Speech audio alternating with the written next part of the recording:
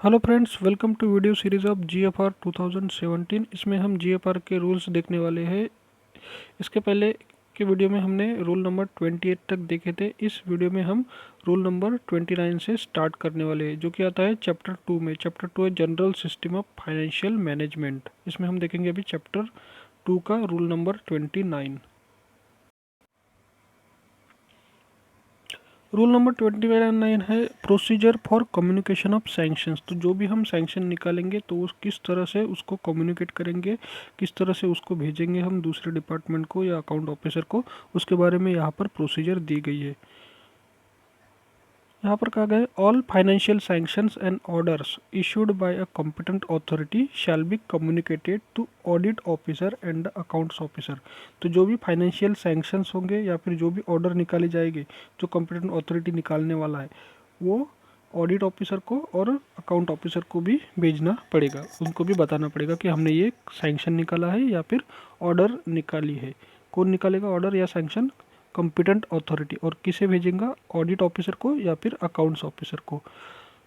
The procedure to be followed for communication of financial sanction and orders will be as under. तो उसकी जो procedure है communication करने की, मतलब सैंक्शन या फिर ऑर्डर भेजने की प्रोसीजर यहाँ पर दी गई है।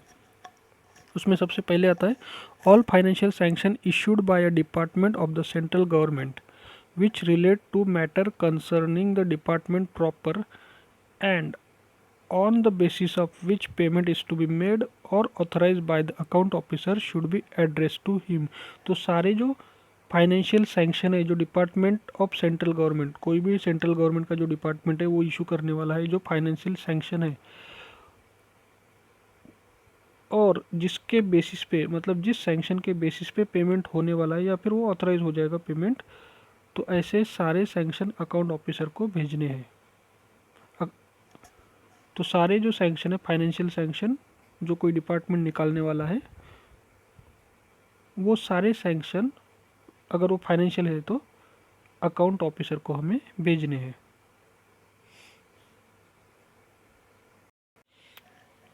तो यहाँ पर पहला पॉइंट क्लियर हो जाता है कि जितने भी सारे फाइनेंशियल सैंक्शन है जिसके बेसिस पे पेमेंट होने वाला है, वो सारे सैंक्शन अकाउंट्स ऑफिसर को भेजने पड़ेंगे या एड्रेस करने पड़ेंगे। ये पहला पॉइंट हो गया। दूसरा पॉइंट, ऑल अदर सैंक्शंस। तो इसके पहले हमने देखे थे फाइनेंशियल सैंक्शंस, अब हम देखेंगे बाकी के जो दूसरे सैंक्शंस है। तो all other sanction should be accorded in the form of an order. तो इसके पहले के जो सैंक्शन थे वो एड्रेस किए थे हमने अकाउंट ऑफिसर के, और फाइनेंशियल सैंक्शन के अलावा जो दूसरे सैंक्शन है वो ऑर्डर के फॉर्म में निकाले जाएंगे। फाइनेंशियल सैंक्शन के अलावा जो दूसरे सैंक्शंस रहेंगे वो ऑर्डर के फॉर्म में निकाले जाएंगे, और वो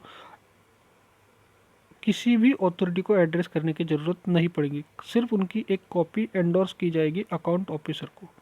All other sanctions should be accorded in the form of an order, which need not be addressed to any authority, but a copy thereof should be endorsed to account officer।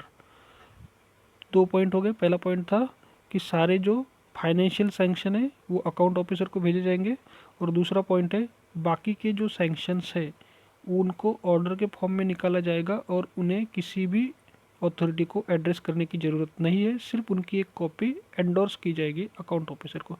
Account officer को एक copy भेज देंगे उसके नाम से, बस। तो दो पॉइंट यहाँ पर हो गए हमारे। तीसरा पॉइंट देखते हैं, इन the case of non recurring contingent and miscellaneous expenditure. तो मान लो कोई इमरजेंसी एक्सपेंडिचर आ जाता है, नॉन रिकरिंग कंटिजेंट मतलब इमरजेंसी में कोई अचानक से खर्चा करना पड़ सकता है। तो ऐसे केस में, in the case of non recurring contingent and miscellaneous expenditure, the sanctioning authority may where required accord sanction by signing और काउंटर साइनिंग द बिल और वाउचर वेदर बिफोर और after money is drawn instead of the separate sanction. तो ऐसे emergency case में जो sanctioning authority है वो अलग से सेपरेट सैंक्शन नहीं निकालेगी, तो वो क्या करेगी, सैंक्शनिंग अथॉरिटी डायरेक्ट उस बिल के ऊपर साइन करेगी और मनी ड्रॉ कर लेंगे। अगर नॉन रिकरिंग एक कंटिंजेंट मतलब इमरजेंसी में अगर कोई खर्चा करना पड़ता है तो, या फिर मिसलेनियस एक्सपेंडिचर है तो ये हो गया तीसरा पॉइंट। तो 3 पॉइंट हो गए। पहले पॉइंट में बताया कि अगर फाइनेंशियल सैंक्शन है तो उसकी एक कॉपी एड्रेस टू करनी पड़ेगी अकाउंट ऑफिसर को। दूसरा कहा गया है कि बाकी के जो सैंक्शन है वो ऑर्डर के फॉर्म में निकाले जाएंगे और वो किसी भी अथॉरिटी को एड्रेस करने की ज़रूरत नहीं है, सिर्फ उसकी एक कॉपी एंडोर्स की जाएगी अकाउंट ऑफिसर को। और तीसरा पॉइंट है कि अगर नॉन रिकरिंग कंटिंजेंट और मिसलेनियस एक्सपेंडिचर अगर रहते हैं तो उसमें अलग से सैंक्शन निकालने की ज़रूरत नहीं है, सिर्फ जो सैंक्शनिंग अथॉरिटी है वो बिल के ऊपर साइन करेगी और मनी विदड्रॉ कर सकती है।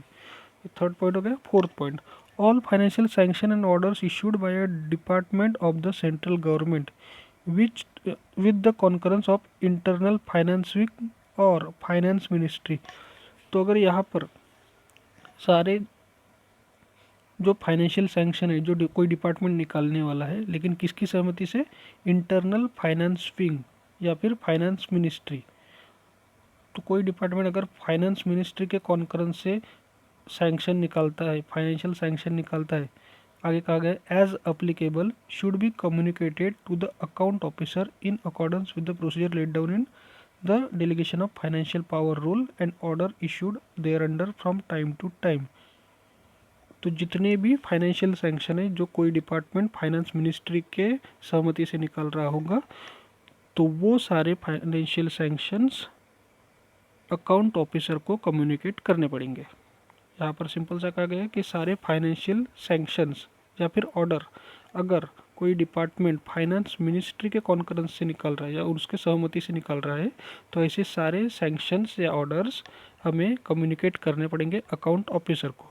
यहाँ पर कहा गया है सारे फाइनेंशियल सैंक्शंस या ऑर्डर्स जो फाइनेंस मिनिस्ट्री के सहमति से निकाले जा रहे हैं, कॉन्करेंस से निकाले जा रहे हैं, वो सारे सैंक्शंस हमें कम्युनिकेट करने पड़ेंगे अकाउंट ऑफिसर को। तो ये होगा चौथा पॉइंट। तो पहला पॉइंट हमने क्या देखा था, फर्स्ट पॉइंट था यहाँ पर हमारा कि सारे फाइनेंशियल सैंक्शंस जो अगर डिपार्टमेंट निकाल रहा है तो उसकी अकाउंट ऑफिसर को एड्रेस करने पड़ेंगे वो सारे। अगर फाइनेंशियल सैंक्शन अकाउंट ऑफिसर कोई डिपार्टमेंट निकाल रहा है तो उसको एड्रेस करना पड़ेगा अकाउंट ऑफिसर को। दूसरा कहा गया है कि बाकी के अगर सैंक्शन रहते हैं तो सिर्फ एक कॉपी एंडोर्स करनी पड़ेगी अकाउंट ऑफिसर को। तीसरा पॉइंट कहा गया है अगर नॉन रिकरिंग कंटिंजेंट या मिसलेनियस एक्सपेंडिचर रहते हैं तो उसके ऊपर यानी इमरजेंसी में अगर कोई एक्सपेंडिचर करना पड़ता है तो सैंक्शनिंग अथॉरिटी डायरेक्टली बिल के ऊपर साइन करके मनी ड्रॉ कर सकती है, सेपरेट सैंक्शन निकालने की ज़रूरत नहीं है। और चौथा पॉइंट कहा गया है कि सारे फाइनेंशियल सैंक्शन या ऑर्डर्स अगर अगर फाइनेंस मिनिस्ट्री के कॉन्फ्रेंस से निकाले जाते हैं तो ऐसे केस में उसको कम्युनिकेट करना पड़ेगा अकाउंट ऑफिसर को। अकाउंट ऑफिसर को बताना पड़ेगा कि हमने ये सैंक्शन निकाले हैं फाइनेंस मिनिस्ट्री की मर्जी से या उसके सहमति से। नेक्स्ट फिफ्थ पॉइंट है all financial sanction orders issued by department with the concurrence of ministry of home affairs. इसके पहले हमने मिनिस्ट्री ऑफ फाइनेंस देखे थे। मिनिस्ट्री ऑफ फाइनेंस अगर मंजूरी देता है तो अकाउंट ऑफिसर को हमने कम्युनिकेट किया था। अब यहाँ पर कहा गया है कि सारे जो फाइनेंशियल सैंक्शन है तो मिनिस्ट्री ऑफ होम अफेयर्स या फिर और controller and auditor general of India और department of personnel should specify that the sanction orders are issued with the concurrence of the department.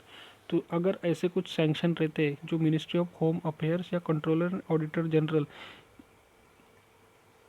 या डिपार्टमेंट ऑफ पर्सनल इनके सहमति से निकाले जाते हैं, इनके कॉन्करेंस से निकाले जाते हैं, तो उस सैंक्शन में ये मेंशन करना पड़ेगा कि हमने ये जो फाइनेंशियल सैंक्शन या ये जो ऑर्डर निकाली है वो इस डिपार्टमेंट या इस मिनिस्ट्री ऑफ होम अफेयर्स के कॉन्करेंस से निकाली गई है।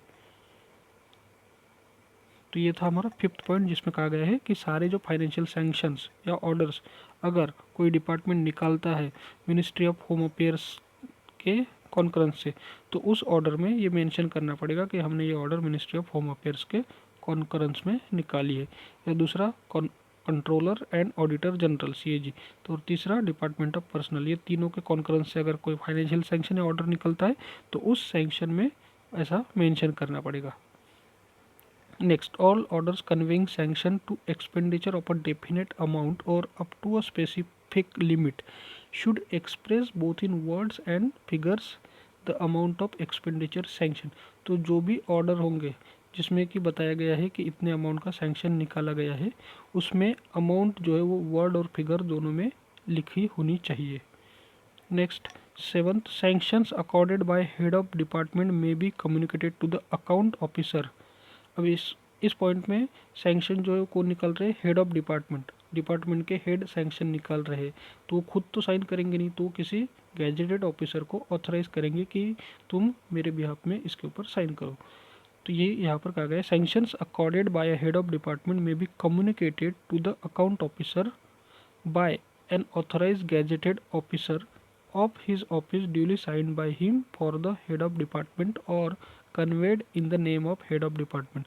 तो जो भी सैंक्शन हेड ऑफ डिपार्टमेंट निकालता है वो भी बताना पड़ेगा अकाउंट ऑफिसर को, अकाउंट ऑफिसर को उसकी कॉपी या कम्युनिकेट करना पड़ेगा कि हमने ये सैंक्शन निकाला है। लेकिन उसके ऊपर साइन कौन करेगा, कोई एक गैजेटेड ऑफिसर जिसको हेड ऑफ डिपार्टमेंट ने ऑथराइज किया है कि आप साइन कर सकते हो इसके ऊपर, या फिर हेड ऑफ डिपार्टमेंट के नाम से वो सैंक्शन निकाला जाएगा और भेजा जाएगा किसे, अकाउंट ऑफिसर को। 8 point, all orders conveying sanction to the grant of additions to pay such as special allowance, personal pay, etc. should contain a brief summary of the reason for the grant of such additions to pay so as to enable the account officer to see that it is correctly termed as special allowance, personal pay, etc. as the case may be। तो जो भी orders है जिसमें कि sanction है, order निकाली है sanction की, और सैंक्शन क्या किया है, ग्रांट ऑफ एडिशन ऑफ पे, उसके पे में यानी उसके पगार में, सैलरी में कुछ बढ़ाया गया है, जैसे उसके सैलरी में स्पेशल अलाउंस ऐड कर दिया गया है या पर्सनल पे उसको दे दिया गया है। तो इसके जो ऑर्डर्स है जिसमें कि ये पर्सनल पे के सैंक्शंस निकाले गए हैं, उसमें brief summary of reasons, reason देना चाहिए, पूरा डिटेल में रीज़न होना चाहिए कि ये ग्रांट किस बेसिस पे दी है, क्यों दी गई है। इससे क्या होगा कि अकाउंट ऑफिसर को पता चलेगा कि उसको कौन से टर्म में लेना है, या तो उसको स्पेशल अलाउंस में लेना है या पर्सनल पे में, अगर वो ब्रीफ उसकी समरी लिखता है तो उस ऑर्डर में। तो जो भी ऑर्डर्स होंगे जिसमें सैंक्शंस दिए होंगे एडिशन टू पे के, यानी सैलरी में, पे में उसके कुछ एडिशन करना है, कुछ बढ़ाना है, जैसे स्पेशल अलाउंस हो गया, पर्सनल पे हो गया, तो उस ऑर्डर में डिटेल पूरा लिखना पड़ेगा कि किस बेसिस पे इसका पे में एडिशन किया गया है।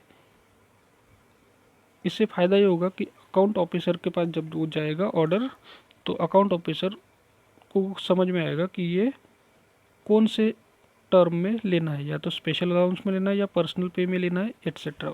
जब हम उसके ऊपर ब्रीफ समरी लिखेंगे तब। तो वही यहाँ पर कहा गया है, all orders conveying sanctions to the grant of additions to pay such as special allowance, personal pay, etcetera should contain a brief summary of the reason. Brief summary वहाँ पे लिखना पड़ेगा हमें कि रीज़न की, reason for grant of such addition to pay, उसको ज़्यादा का पे क्यों दिया गया है उसका रीज़न हमें वहाँ पर देना पड़ेगा।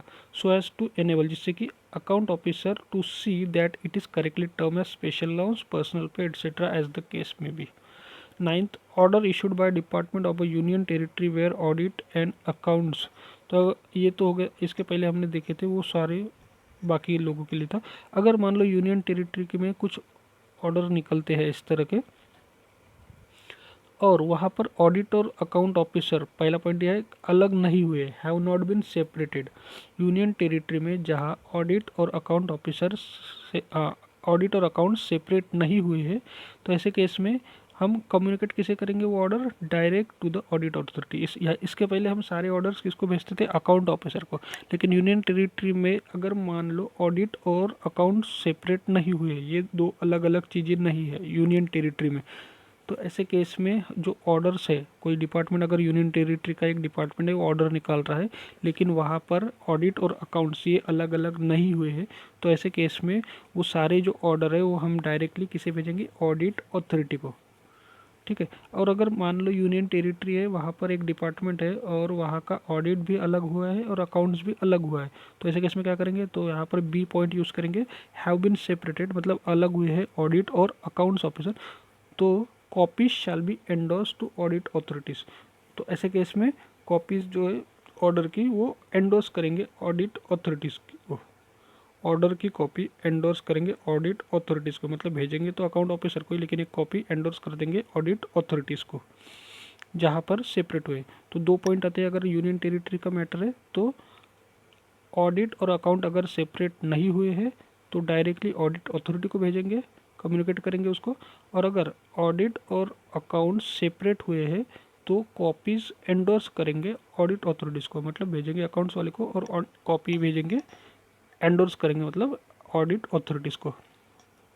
आगे, in cases of sanction in respect of matters where reference was made to the central government under the rule of business framed under section 46 of government of union territory act 1963, the following clauses should be added in the sanction endorse to audit. मतलब यहाँ पर यही कहा गया है कि sanction ऐसे matter है जो रेफर किए गए हैं सेंट्रल गवर्नमेंट को, मतलब यूनियन टेरिटरी वालों को समझ में नहीं आया कि क्या करना है, इसलिए उन्होंने उसको रेफर कर दिया सेंट्रल गवर्नमेंट को। तो ऐसे केस में जब सैंक्शन निकालेंगे तो वहाँ पर ये मेंशन करना पड़ेगा कि हमने ये सैंक्शन के लिए भेजा था यूनियन सेंट्रल गवर्नमेंट को और उन्होंने सैंक्शन दिया है, अप्रूवल दिया है, या उन्होंने जो रेफरेंस दिया है उस हिसाब से हमने ये ऑर्डर निकाली। तो यहाँ पर कहा गया है कि अगर सैंक्शन निकालते हैं ऐसे मैटर्स के जो रेफर किए गए थे सेंट्रल गवर्नमेंट को, उसका रूल क्या था, under rule of business framed under section 46 of government of union territory act 1963। तो यूनियन टेरिटरी गवर्नमेंट का जो एक्ट था 1963 का, उसका सेक्शन 46 है जिसमें बताया गया है कि अगर कोई सैंक्शन ऐसे मैटर का सैंक्शन है जो रेफर किया गया है सेंट्रल गवर्नमेंट को, मतलब यूनियन टेरिटरी वाले को समझ में नहीं आ रहा है उस तरह का या उसके पावर के बाहर का है, तो ऐसे केस में एक पैराग्राफ उसमें ऐड कर देंगे और ये सैंक्शन की कॉपी हम एंडोर्स करने वाले ऑडिट को। पैराग्राफ क्या रहेगा, a reference has been made in this case to the central government, मतलब सेंट्रल गवर्नमेंट को हमने रेफरेंस के लिए भेजा था, and above order letter confirm to the decision of the central government, और ऊपर में जो हमने ऑर्डर निकाली है वो सेंट्रल गवर्नमेंट के डिसीजन के हिसाब से ही निकाली है और उनका लेटर नंबर ये है, vide government of India ministry of department of dash letter number dash dated dash, उसके लेटर नंबर का मेंशन करना पड़ेगा कि उन्होंने सैंक्शन दे दिया है, मतलब अप्रूवल दे दिया है सेंट्रल गवर्नमेंट। तो यहाँ पर सिंपल सा है कि अगर कोई मैटर है जिसमें यूनियन टेरिटरी वालों को समझ नहीं आ रहा तो वो जाएंगे सेंट्रल गवर्नमेंट के पास रेफरेंस करने के लिए, उसके बाद में सेंट्रल गवर्नमेंट वाले उसको अप्रूवल कर देंगे और बाद में जब ऑर्डर निकलेगा या सैंक्शन निकलेगा तो वहाँ पर हम एक पैरा मेंशन करेंगे कि हमने ये ऑर्डर सेंट्रल गवर्नमेंट को रेफर की थी और उन्होंने अप्रूवल दिया है इसलिए हमने ये ऑर्डर निकाल लिया। आगे का पॉइंट देखते हैं 10 नंबर का, copies of all general financial orders issued by Department of the Central Government with the concurrence of the Controller and Auditor General of India shall be supplied to the Controller and Auditor General of India। तो जो भी order CAG के मर्जी से या सहमति से निकाले जाते हैं उसकी एक कॉपी CAG को भेज दी जाएगी, यही यहाँ पर कहा गया है। जो भी ऑर्डर CAG के कॉन्करेंस से निकलने वाली है वो सारी ऑर्डर्स की एक कॉपी CAG को भेजेंगे जब ऑर्डर निकलेगी तब। Copies of all general financial order issued by department of the central government with the concurrence of the controller and auditor general of India shall be supplied to the controller and auditor general of India. जिसकी मर्जी से order निकल रही है उसको भी एक copy भेजनी है, यहाँ पर सिंपल यही कहा गया है। तो ये कंट्रोलर एंड ऑडिटर जनरल इनके कॉन्करेंस से सैंक्शन निकलने वाला है या ऑर्डर निकलने वाली है, तो ऐसे केस में उसकी एक copy controller and auditor general को भी सप्लाई की जाएगी। 11 number, copies of all sanction और order other than the following type should be endorse to the audit officer. तो सारी जो कॉपीज़ है सैंक्शन की या ऑर्डर की वो एक कॉपी ऑडिट ऑफिसर को एंडोर्स करनी है। भेजनी किसको है, डायरेक्टली कम्युनिकेट करनी है अकाउंट्स ऑफिसर को, एक कॉपी भेजनी है ऑडिट ऑफिसर को। लेकिन नीचे में जो दिए गए हैं पॉइंट्स उनकी कॉपी भेजने की ऑडिट ऑफिसर को भेजने की ज़रूरत नहीं है। नीचे में जो पॉइंट दिए जाएंगे अभी इसके बाद में उसकी कॉपी ऑडिट ऑफिसर को एंडोर्स करने की ज़रूरत नहीं। पहला पॉइंट है sanctions relating to grant to advances to central government employ. तो सेंट्रल गवर्नमेंट एम्प्लॉय को अगर कुछ ग्रांट मिलते हैं, एडवांस मिल रहा है उसका जो सैंक्शन कॉपी है वो ऑडिट ऑफिसर को भेजने की ज़रूरत नहीं है। उसके बाद में सैंक्शंस रिलेटिंग टू अपॉइंटमेंट और प्रमोशन और transfer of gazetted and non gazetted officer. तो गैजेटेड नॉन गैजेटेड ऑफिसर का अगर अपॉइंटमेंट करना है, प्रमोशन करना है, ट्रांसफ़र करना है तो उसके सैंक्शन की कॉपी भी ऑडिट ऑफिसर को भेजने की ज़रूरत नहीं है। All sanctions relating to creation और कंटिन्यूएशन और एबोलिशन ऑफ पोस्ट। तो कोई नई पोस्ट क्रिएट करनी है, कंटिन्यू करनी है, एबोलिश करनी है तो उसके भी सैंक्शन की कॉपी ऑडिट ऑफिसर को भेजने की ज़रूरत नहीं है। Sanctions for handing over charge and taking over charge. अगर किसी ऑफिस का चार्ज लेना है या देना है तो उसके सैंक्शन की कॉपी भी ऑडिट ऑफिसर को भेजने की ज़रूरत नहीं है। सैंक्शंस रिलेटिंग टू पेमेंट और withdrawal of GPF advance to government servant. GPF निकालना है, एडवांस देना है, उसका सैंक्शन निकल रहा है तो उसकी भी कॉपी ऑडिट ऑफिसर को देने की ज़रूरत नहीं है। Sanctions of contingent expenditure incurred under the power of head of office. तो कंटिंजेंट एक्सपेंडिचर जो है इमरजेंसी में अगर कुछ खर्चा करना है जो उसके हेड ऑफ डिपार्टमेंट के हेड ऑफ ऑफिस के पावर में है तो ऐसे ऑर्डर सैंक्शंस की कॉपी भी ऑडिट ऑफिसर को भेजने की ज़रूरत नहीं है। Other sanctions of routine nature issued by head of subordinate officers.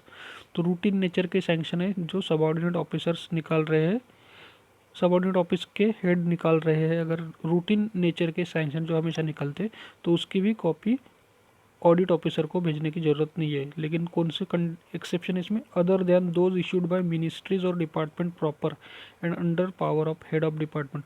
अगर हेड ऑफ डिपार्टमेंट निकाल रहा है तो फिर उसकी कॉपी ऑडिट ऑफिसर को भेजनी पड़ेंगी।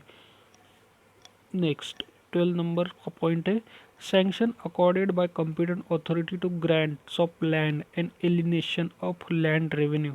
तो भू राजस्व या जमीन अगर किसी को ग्रांट करनी है, ग्रांट ऑफ लैंड उसके सैंक्शन है, या alienation of land revenue, land revenue किसी को देना है, या other than those in which assignment of land revenue are treated as cash payment.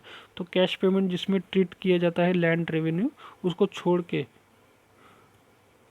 बाकी के जो भी सैंक्शंस है तो ऐसे केस में shall be communicated to the audit and और the account officer as the case में be in a consolidated monthly return giving the necessary detail.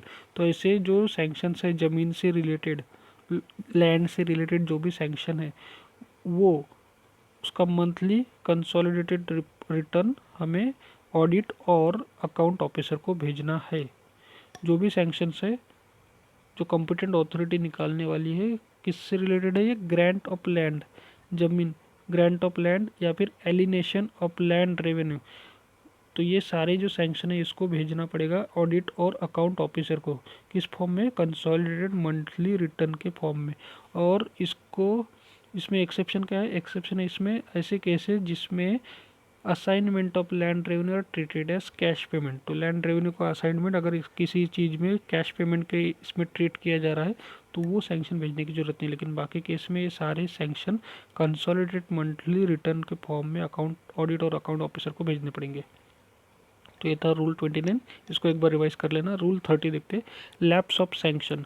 तो इसका वैलिडिटी पीरियड रहेगा 12 महीने का सैंक्शन का, 12 मंथ्स।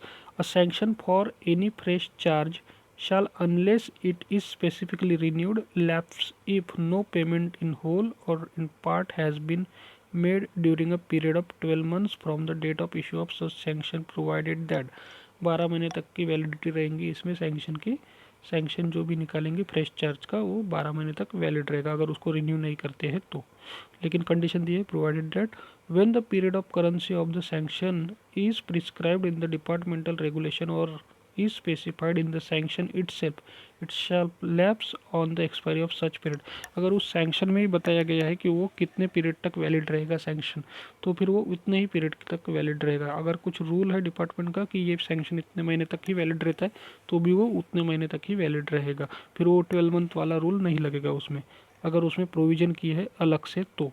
दूसरा है when there is a specific provision in a sanction that the expenditure would be made from the budget provision of a specified financial year it shall lapse at the close of the financial year. मतलब कुछ provision कर दी है उसमें कि ये budget से ही इसका expenditure होगा तो फाइनेंशियल ईयर जैसे ही ख़त्म हो जाता वो सैंक्शन भी लैप्स हो जाएगा। मतलब एक सैंक्शन निकला है जिसमें प्रोविज़न की गई है कि बजट में इसका अलोकेशन होगा, पैसा बजट से आएगा, ये वाले बजट से, तो उस बजट का जो फाइनेंशियल ईयर है वहाँ तक ही वो सैंक्शन वैलिड रहेगा। बजट का फाइनेंशियल ईयर ख़त्म हो गया तो वो सैंक्शन की वैलिडिटी भी ख़त्म हो जाएगी।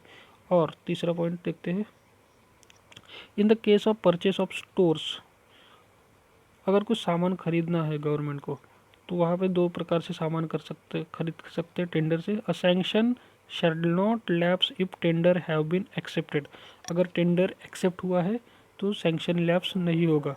उसके बाद में दूसरा कहा गया है,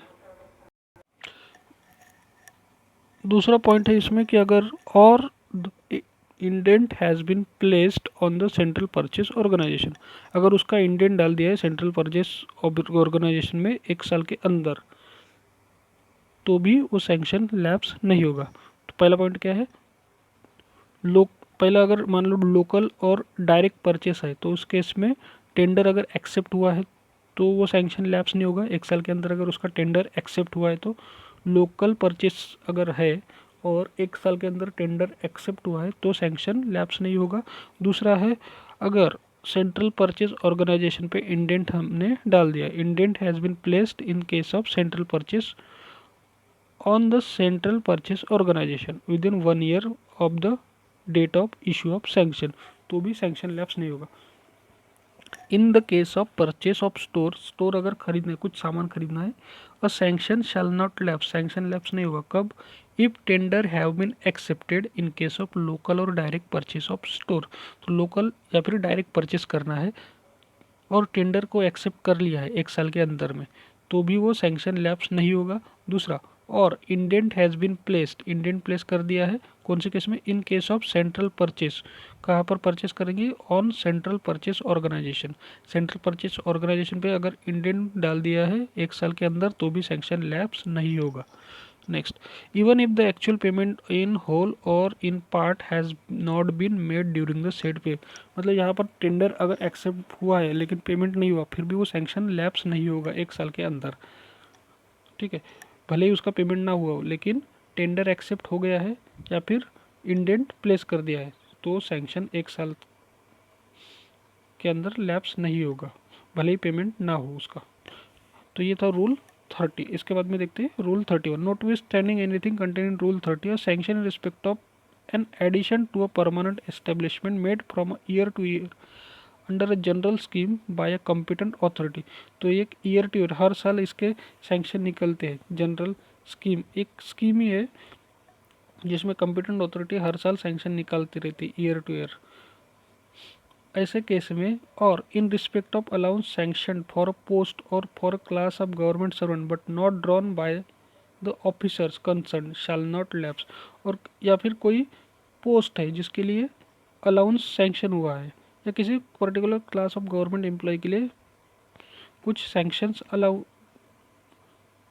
कुछ अलाउंसेस का सैंक्शन निकल चुका है लेकिन किसी कारणवश किसी ऑफिसर ने वो ड्रॉ नहीं किए तो ऐसे भी सैंक्शन लैप्स नहीं होंगे। मतलब जो हमेशा निकलने वाले रेगुलर सैंक्शन भले ही वो 1 साल तक पेड ना हो तो भी वो लैप्स नहीं होंगे क्योंकि वो हर साल निकलते ही रहते हैं इसलिए। नेक्स्ट रूल 32, इसमें कहा गया है remission of disallowance by audit and writing off overpayment made to a government servant. तो अगर किसी गवर्नमेंट सर्वेंट को ज़्यादा का पेमेंट हो जाता है